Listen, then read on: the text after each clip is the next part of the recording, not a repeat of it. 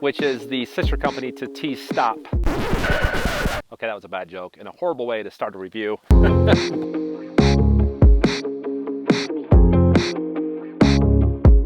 Anyway, the company is Tesgo. These guys have been in business for 15 years. They design and manufacture their own bikes.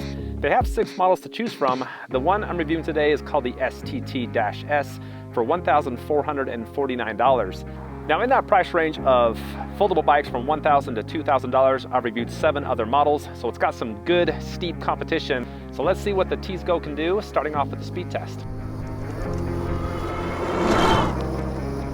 Let's talk about power for a moment here. It's got a 750 watt sustained, 1200 watt peak motor in that rear wheel, and that's powered by a 48 volt, 15 amp hour lithium battery. Now you can remove this. It does take 4 to 5 hours for recharge and is rated up to 600 charge cycles. It's time to see how that power converts over to speed. The fastest bike in this category has, I think, hit about 28 miles per hour. Now this is rated for 30, so there's a good chance that I can beat that top speed. I'm gonna show you how fast I can go on all 5 of the pedal assist levels. I've got a full battery with 5 pedal assist modes selected. In the settings, you can actually change that from 3 up to 9. I just prefer 5. And then you can change the power for each level. And so I've set it at actually in 20% increments. So pedal assist 1 is 20%, pedal assist 2 is 40, up to 100% on 5. So let me show you what 20% power looks like all the way up to 100. And 1, we're topping out at 7 miles per hour on the app and the bike. Big jump there on 2, up to 13. Pedal assist 3 is 20. Pedal assist 4 is 25. Looks like pedal assist 5 is 27, 28. I didn't quite hit 30 miles per hour, but I did reach 28, which is the fastest speed in this category. So it's got some power, and it lets you know that it has power. That is very loud. It's screaming down the road. The quickest bike in this price range so far has hit 20 miles per hour in 8.16 seconds. It's time to see how the STT does. Now the frame on this weighs 66 pounds, and even though it looks big and bulky and wide, and is actually the biggest frame I've ever seen on a foldable bike, it's only average for weight in this category. And it can hold 330 pounds, which is actually on the high end as far as weight capacity. I'm going to show you how long it takes to hit 20 miles per hour, first on pedal assist 5 and then straight throttle. I've got a full battery and I'm going to start on the first gear. Here we go. Less than a revolution for the power to come on, and whoo, it gets going. Now that's actually really sensitive. Already at 20 and maybe a quarter of a block. Man. Yeah, that has got some get up and go. Woo! Gonna turn around and see how it does on throttle. Okay, full battery on throttle. Here we go. A little slow for the first 5 feet, but now it's going. There's like a slight delay, but already at 20 and climbing fast. I honestly think pedal assist is just a little bit quicker. And the throttle speed tops out at 25, where on pedal assist, as you saw in the speed test, it tops out at 28. Now I'm going to show you 0 to 20 again with 2 battery bars left. Again, 1.5 battery bars. That second bar is almost gone. Pedal assist 5, I'm on the easiest gear. Here we go. There's less than a revolution, power comes on. That's actually still pretty quick. And we're already to 20.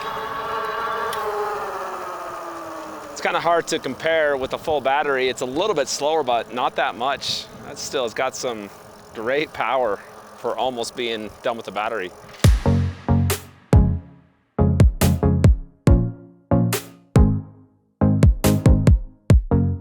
The STT has a range rating of 35 to 55 miles. For the first range test, I'm just going to keep it at 20 miles per hour, very few stops, and see how long I can take this thing.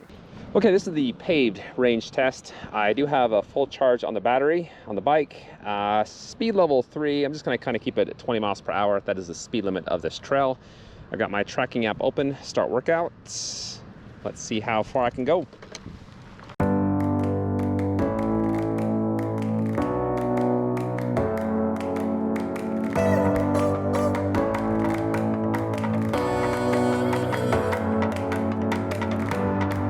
Just lost my first of 5 battery bars, and I've gone 6.10 miles with an average speed about 17, 18 miles per hour. Speed mode 1 tops out about 18, 19. Speed mode 2 is 23, 24. So I'm trying to stay within the speed limit of 20 miles per hour for the trail. So that's why I'm at 18, 19 rather than 20.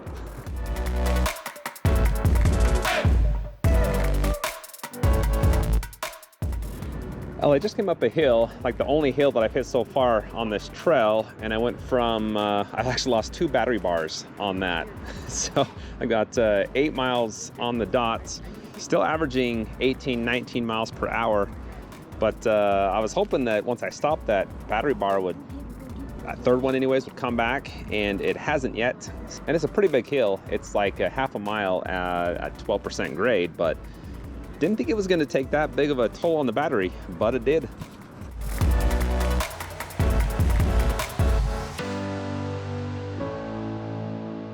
Okay, so I just came back down that hill and the third battery bar popped up, and I've been going about another quarter of a mile and it hasn't gone back down. So I guess we'll say 2 battery bars at 8 miles.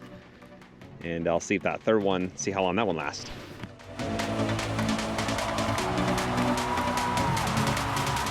Well, down to 2 battery bars, so the official down to 2 battery bar test here. And I've gone 12.15 miles, and the average speed has dropped down to 17. It's mostly 17, kind of bounces up to 18 every now and again. And again, I am on speed mode 1, so I'm not topping the bike out, but I have lost about, a mile, mile and a half average speed from full battery to now.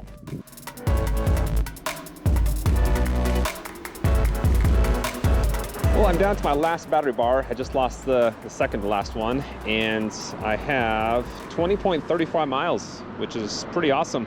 My speed has dropped down to an average of 16, mostly 16. Every now and again it hits 17, but it has gone down another mile per hour.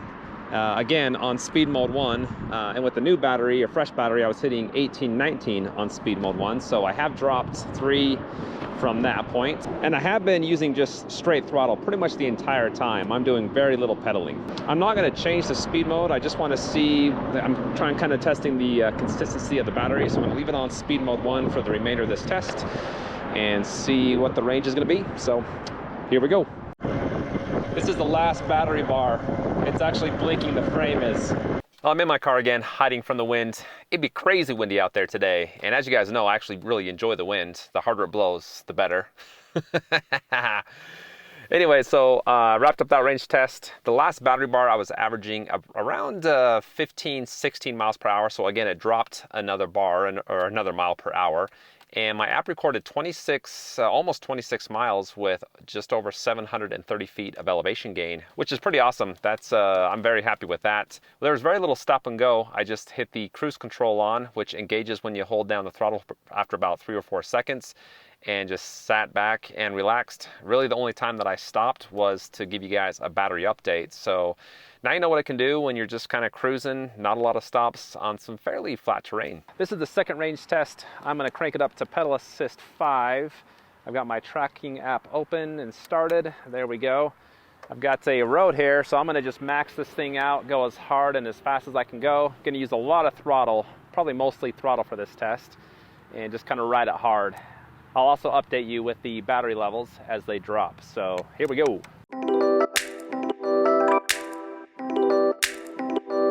I've lost 2 battery bars. I should have caught it at that first one, but I was just enjoying the scene and the view out here. But I have gone 7.33 miles. And I have come up this canyon. I've gained about 600-700 feet of elevation. It's been pretty much all uphill. I'm gonna turn around and head down and hopefully make it back to my car. Lost another bar, down to 2 bars. I've gone 8.86 miles and just headed back down this canyon.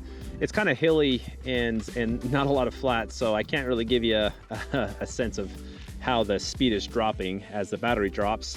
There is a flat section close to my car, and so I'll show you guys how fast it goes with like a very low battery. Got a flat stretch here and going 25 with 2 battery bars left. 24, 25.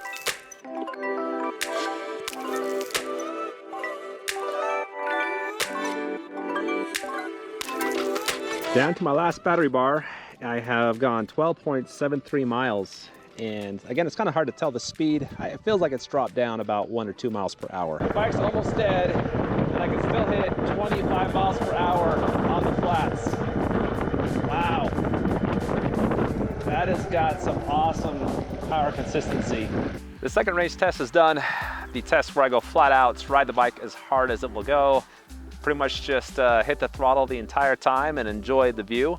My app recorded 17 miles with 1,604 feet of elevation gain, which is, that's awesome. That is awesome. And coming back, like I bet I could have got another 1 to 2 miles because I was still hitting 25 miles per hour on that last battery bar. It just didn't want to give up. It just kept on going, which is awesome. To give you a comparison, with that first range test, I hit 25 miles with only 732 feet elevation gain. So both range tests are awesome. I'm very surprised I got that far with that much elevation. Next test is going to be off-road, and that is tomorrow, so we'll pick it up there.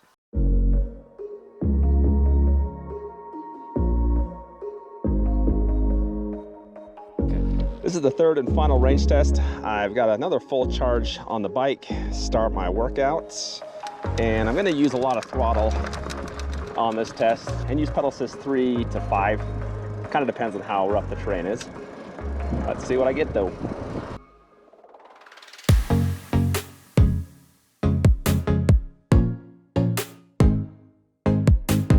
I've lost my first of 5 battery bars. I've gone 2.88 miles. And I've been going about 17, 18, sometimes 19 miles per hour in this canyon here. And honestly, it's too rough. The shocks, the bike's not built to go that fast on this type of terrain. So I'm gonna slow it down, pedal assist 1 or 2, and just to save my body from getting rocked to death.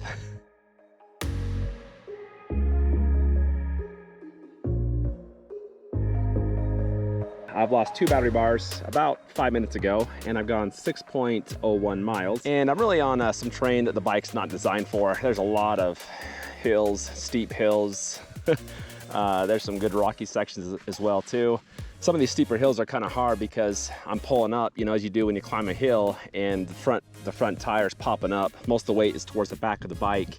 Climbing steep, short hills is not the best with this. Anyway, gonna continue on and see what we get with the next bar.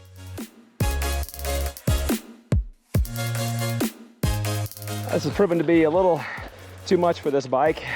It's overheating, so really want to keep this on a flat road or ride in cooler weather. I'm gonna take a small break from the range test and tell you a little bit about the bike. Isn't that backdrop just fantastic? That's awesome. Anyway, starting off with the design and the frame size, I just want to give you guys a little perspective here. Look how just huge and like big this frame is. This is the biggest frame folding bike I've ever seen. Now it does come in either black or orange. You got 2 options. As far as like clean and tidy look, you got some wiring that goes below it, but it's all wrapped together, kind of hanging down there a little bit. And then up here with the handlebars, lots of wiring, but they have these wrapped every about 6 inches. The reach on this is a little bit further out than I like. There's a lot of space from the handlebars to the seat. Now I can move that seat forward a little bit. It's kind of set in the middle position, so it looks like about another ½ inch, but it's just a big frame bike and there's a lot of space there, as you can see. The rider size is 5'3" to 6'4", and so, I mean, you can adjust the handlebar height here. There's markings. I do have it set to the highest position, 1, and that is very high for me. I feel like I'm just reaching straight out to grab them. And then when it comes to packing down, this piece folds down, the whole handlebars come to the side, and then it also bends here in the middle of the frame. The seat can go down, obviously. It's a big and beefy frame, but it can fit down small enough to fit into a back seat of a car or a trunk. I know because I have done that before. Overall, it's a pretty solid feeling bike. There is a little bit of like squeaking on this joint here that I noticed when I kind of pull the handlebars back and forth. Other than that and the motor, it is a solid, quiet, and actually really nice feeling bike. Let me dive into the cockpit. Starting off with the handlebars, you have 26-inch span here, and that's plenty enough for the size of this bike. The grips are the nicest feeling, most comfortable grip in this price range by far. I really like them. Everything about this bike I like, and it's nice feeling except for the throttle. I don't know why they just put like a dinky little cheap plastic thing there, but they did. There's ergonomic brake levers, and they are very light to the touch. Not a lot of pressure to engage the brakes. Very nice feeling as well. And they comfortably fit 4 of my fingers. There's actually a cool design to them too. I don't know if you can see this, but they kind of shaved off the edge here, making it nice and smooth. And it just makes them look a little bit more high-end and cool looking. On the right side, there's a Shimano 310 8-speed, and that is very smooth. One of the higher end shifters that I've seen, and I do like it underneath the grip. It just feels more natural and convenient rather than up here on top. Then you got a soft saddle. There's a groove in the middle, so you got some airflow coming at you, but it's probably average for comforts. I'm gonna hop back down on the road and continue on with the range test.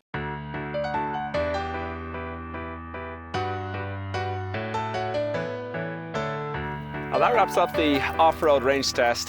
The bike wasn't done. I am. I'm actually feeling horrible, and I had to call it quits. My energy is like running low. Very, very low. The bike had 2 battery bars left. I think that second one was about halfway done. And my app recorded 12 miles with 1,353 feet in elevation gain, which is, I mean, that's awesome. With a battery bar and a half left, I probably think I could have gotten another, like up to 15, 16 miles and another 400 or 500 feet of elevation gain.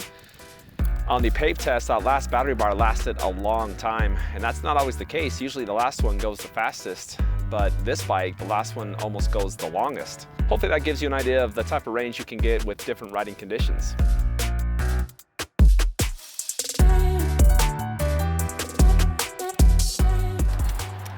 Okay, this is a mega hill, 18% grade, 2 blocks long. I'm on pedal assist 5. The motor produces 70 Newton meters of torque, so I've got a bunch of power to work with. Started from a standstill at the very bottom of the hill, so there's no momentum.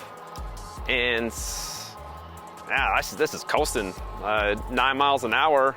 I'm in the easiest gear. I have no pressure at all. I'm actually gonna go up until I actually feel pressure. There's the 4th gear. I can start to feel a little bit of pressure just pedaling normally. Up to 10. I can hear that motor. It's singing at me again. Woo! That's got some awesome power over the top. 9 miles an hour, 8 miles an hour is that's very good for that hill. And that is with a, well, I just actually lost a battery bar, so I'd probably say about 85 to 90% battery life. The bike has 180 millimeter hydraulic dual disc brakes. Gonna head down this very steep hill and show you how they work. Get some speed here. Just gonna lightly press on them. No pulsating, no squeaking. A little bit harder. And you come to a stop very quick. You don't need to put a lot of pressure on the levers too. They're very light. Just, I mean, 1/4 of an inch and they actually engage already. So they are very smooth, very powerful. Do another hard braking here. Skid in that back wheel, but that's got some fantastic brakes.